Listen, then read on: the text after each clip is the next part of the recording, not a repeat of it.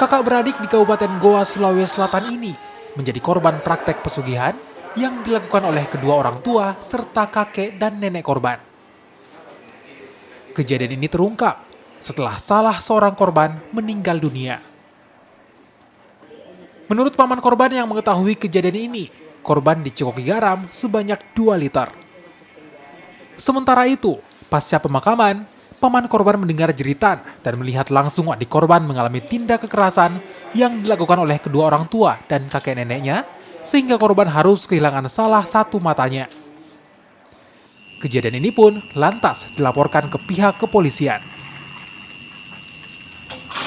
Menurut paman korban, kedua orang tua dan kakek nenek korban tega melakukan hal ini karena dugaan sedang melakukan praktek pesugihan.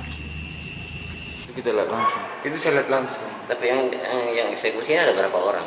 Yang eksekusi itu ada 4 orang. Siapa-siapa saja? Mama, bapak, kakek, sama omnya. Itu memang kalau dari informasi yang kita dapat, tujuannya apa dia kasih begitu anaknya? Ya katanya menurut ibunya, dia katanya lihat sesuatu di dalam matanya, itu yang mau diambil. Tapi kan logikanya kalau medisnya saja kita tangan steril saja belum tentu bisa langsung menyentuh selaput matanya manusia.